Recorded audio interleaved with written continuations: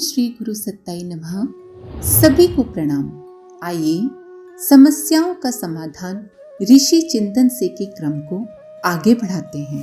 प्रश्न, धन को किस सीमा तक जीवन की आवश्यकता समझा जाए और किस सीमा से आगे उसे अति मानकर बुरा समझा जाए? उत्तर, निर्वाह उपयोगी साधनों के अर्जन हेतु धन एक आवश्यकता है। ये एक साधन है जिसकी आवश्यकता से इनकार नहीं किया जा सकता, पर इस आवश्यकता को इतना अधिक महत्व देना भी अनुचित है कि वो जीवन का एकमात्र लक्ष्य बन जाए, कि मनुष्य अपना सारा जीवन और सारी शक्ति धन कमाने में ही लगा दे और स्वयं के अस्तित्व के अन्य महत्वपूर्ण पक्षों को दूसरों को गौण मानने लगे।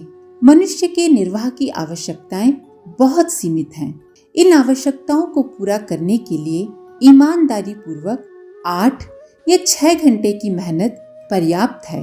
ईमानदारी से कोई व्यक्ति इतने समय तक श्रम करे तो उसकी क्षमता, योग्यता, बुद्धिमत्ता और स्थिति को देखते हुए उसका निर्वाह जरा भी मुश्किल नहीं है।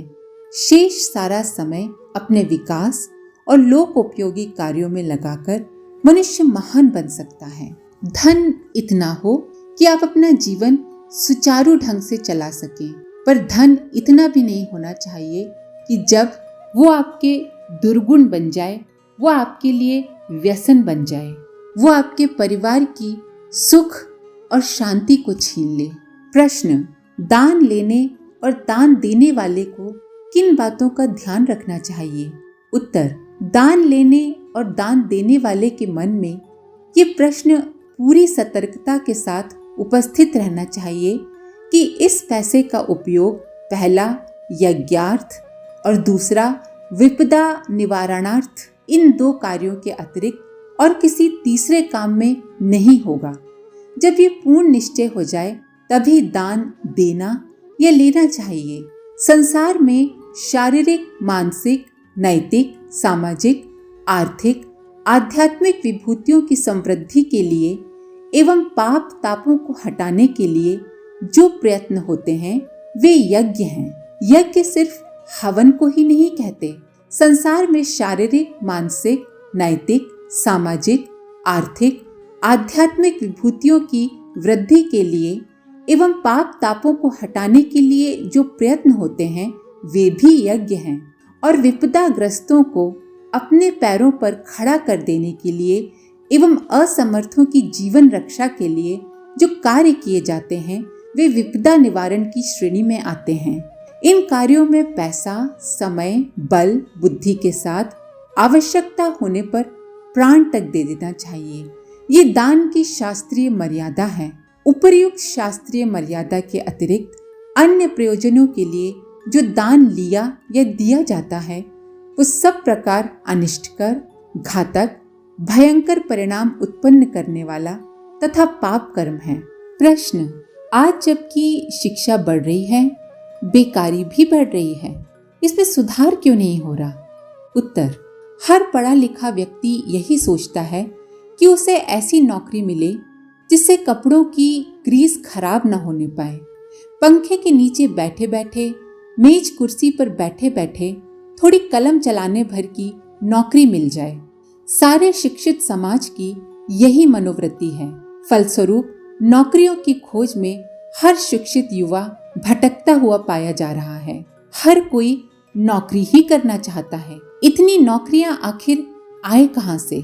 गांव में कृषि, पशुपालन, गृह उद्योग आदि की समुचित निर्वाह व्यवस्था होते हुए भी पढ़े लिखे युवा शहरों की तरफ भाग रहे हैं। घर की खेती बर्बाद हो रही है और शहर के छोटे छोटे घरों में भाग दौड़ की जिंदगी बिताते हुए सड़ा गला जीवन बिता रहे हैं। चाहे स्वास्थ्य खोना पड़े, चाहे मनोबल। होना तो ये चाहिए कि शिक्षा प्राप्त करके नौकरी के पीछे भागने की बजाय अगर युवा वापस अपने गांव जाएं और आधुनिक उपकरणों की मदद से, आधुनिक तकनीक की मदद से खेती करें, और भी जो दूसरे उद्योग हैं उनमें बहुत आधुनिक तकनीक आ गई है, वो सीख कर अपना काम करें तो बहुत सफलता प्राप्त कर सकते हैं। दूसरों को रोजगार दे सकते हैं और नौकरी की निर्भरता से बच सकते हैं, साथ ही घर से दूर भी नहीं रहना पड़ेगा। प्रश्न, कुछ व्यक्तियों को अपने अतिरिक्त अन्य सभी से कुछ न कुछ शिकायत रहती है। उन्हें इस दुनिया में कोई ढंग का आदमी नजर ही नहीं आता। क्या ये उचित है? उत्तर, हर व्यक्ति को अपनी ही मान्यताओं, अपने ही आदर्शों, अपने ही विचारों और अपनी ही व्यक्तिगत पसंदगी से नापना कोई बुद्धिमानी का कार्य नहीं है। जिन्हें संसार के हर व्यक्ति से शिकायत होती है, वे प्रायः यही भूल करते हैं, चाहते हैं कि सब उन्हीं की तरह सोचें। हर व्यक्ति की अपनी मानसिक और बौद्धिक संरचना होती है, परिवेश होता है, मान्यताएं होती हैं, धारणाएं होती हैं, संस्कार होते हैं। जो व्यक्ति अपने ही व्यक्तित्व, अपनी मान्यताओं के मापदंड से दूसरों को तौलता है, वो सामाजिकता और मनुष्यता के रिश्तों को तोड़ता है। उसकी समझ बहुत परिपक्व नहीं है।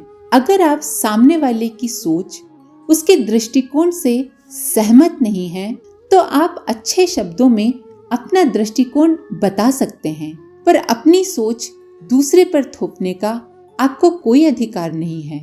जो लोग ऐसा करते हैं, दूसरों के ऊपर अपनी सोच थोपते हैं, दूसरों को अपने हिसाब से चलाना चाहते हैं, अपना दृष्टिकोण बदलने को तैयार नहीं होते, न तो वे अपने व्यक्तिगत जीवन में ही कोई संतोषजनक उपलब्धि पा सकते हैं, न उन्हें सामाजिक जीवन में कोई सुख संतोष मिलता है और न ही वे अपने सामाजिक दायित्वों को निभा पाते हैं। ये कहा जाए कि उन्होंने अपने आँखों पर दुराग्रह का चश्मा चढ़ा रखा है, तो कोई गलत बात नहीं होगी।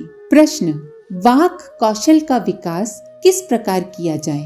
व्यवहार कुशलता में वार्तालाप के ढंग को प्रभावशाली बनाने के लिए किन बातों का विशेष रूप से ध्यान रखना चाहिए? उत्तर, वाक कौशल का विकास न तो पुस्तकों के अध्ययन से होता है और न ही किसी के उपदेश सुनकर। ये तो अपने विवेक द्वारा ही विकसित होता है।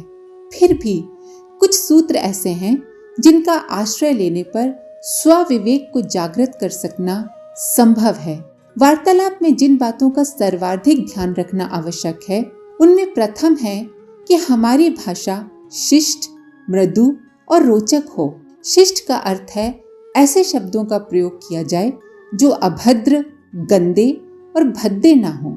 सुसंस्कृत समाज में फूहड़, अश्लील हंसी मजाक को असभ्यता का द्योतक माना जाता है। दूसरा महत्वपूर्ण सूत्र ये है, सोच समझ कर बोलिए। जिन अवसरों पर चुप एवं गंभीर रहना चाहिए अथवा अपनी बात नहीं छेड़नी चाहिए, उन अवसरों पर मर्यादा का उल्लंघन मनुष्य को हास्यास्पद और निंदा का पात्र बनाता है। जो लोग अनावश्यक रूप से बोलते रहते हैं, उनकी बातों का कोई महत्व नहीं रह जाता। जब दूसरा व्यक्ति अपनी बात कह रहा हो, तो पहले के लिए ये जरूरी है कि उसकी बात ध्यान पूर्वक सुने। सामने वाले की बात पूरी हुए बिना बीच में अपनी ढपली बजाते रहना उचित नहीं है। वाक कौशल का तीसरा प्रमुख सूत्र है दूसरों की रुचि का ध्यान रखना। जहाँ तक हो सके अपनी जानकारी के अनुसार उन विषयों पर बात आरंभ की जाए जिनमें दूसरों की भी रुचि हो, पर साथ ही ये भी ध्यान रखा जाए कि विषय ऐसे न हो जिन पर चर्चा से निकृष्ट विचार प्रकट होते हों। हमेशा अपने और अपने घर वालों की बड़ाई न करते रहें, दूसरों को भी बोलने का मौका दें। वार्तालाप के समय अपनी बात को संक्षिप्त करने अथवा विस्तार करने की सूझबूझ होना आवश्यक है। बात अर्थपूर्ण और इतनी संक्षिप्त हो कि अपना मंतव्य स्पष्ट कर सके। यह भी ध्यान रखा जाए कि सामने वाले व्यक्ति को सलाह तभी दें जब वो मांगे। कुछ लोगों की आदत होती है कि वो सबको अनावश्यक रूप से सलाह देते रहते हैं। ऐसे लोगों से लोग दूर ही भागते हैं। और साथ ही अगर सामने वाले की कोई समस्या है तो हम खोद खोद कर उस समस्या के बारे में उससे न पूछें। अगर उस व्यक्ति को अपनी समस्या आपको बतानी होगी तो वो खुद ही बता देगा। अगर वो नहीं बता रहा है, इसका मतलब वो नहीं बताना चाहता। प्रश्न, एक अच्छा सा व्यवसाय आरंभ करने के लिए कई बार योजनाएं बनाई, परंतु कभी परिस्थितियां साथ ही नहीं देती तो कभी साधनों की कमी पड़ जाती है। क्या करूं? साथ में व्यापार व्यवसाय के क्षेत्र में आजकल लोग बेईमानी ही करते हैं। क्या ये सच है? उत्तर: लंबी चौड़ी योजनाएं बनाने की अपेक्षा अपने पास मौजूद साधनों को लेकर छोटे मोटे कार्यों में जुट जाया जाए तो भी प्रगति का सशक्त आधार बन सकता है।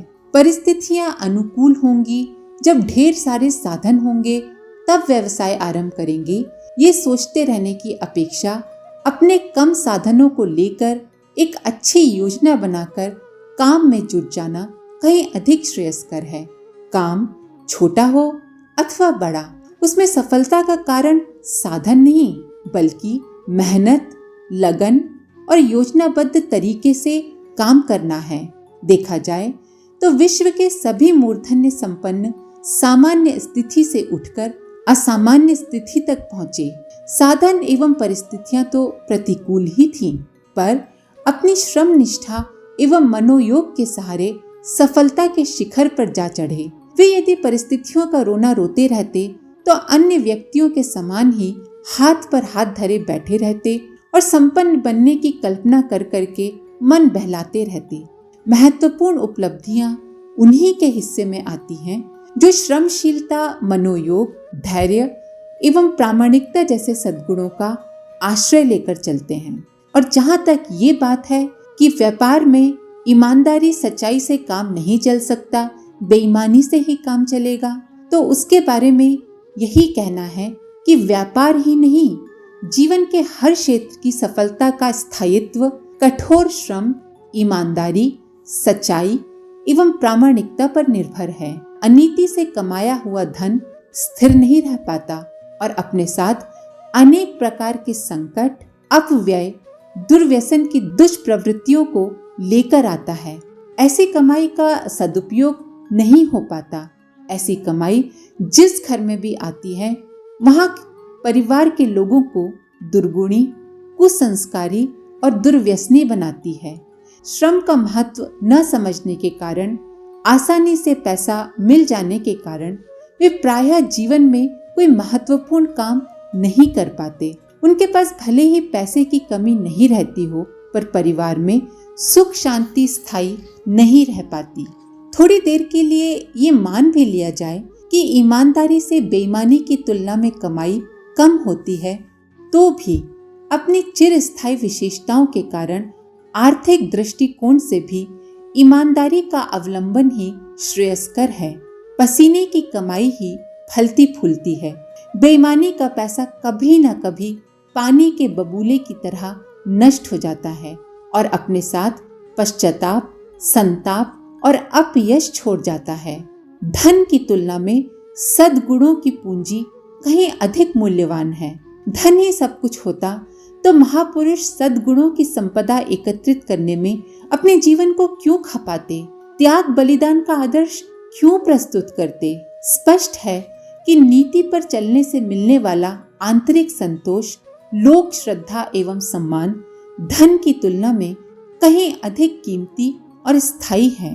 बेईमानी को उन्नति के आदर्श के रूप में स्वीकार कर लेने से न तो व्यक्ति की प्रगति संभव है और न ही समाज की और न ही देश की। इस प्रचलित भ्रांत धारणा को कि ईमानदारी घाटे का सौदा है तथा बेईमानी लाभ का है, जितना शीघ्र निरस्त किया जा सके उतना ही श्रेयस्कर है। आज के लिए इतना ही। अपने विचार कमेंट बॉक्स में जरूर लिखें। आप सभी का धन्यवाद। ओम शांति। हमारे YouTube चैनल को सब्सक्राइब करें और बेल आइकन को दबाकर ऑल पर क्लिक करें ताकि आने वाले सभी वीडियोस की नोटिफिकेशन आपको मिलती रहे।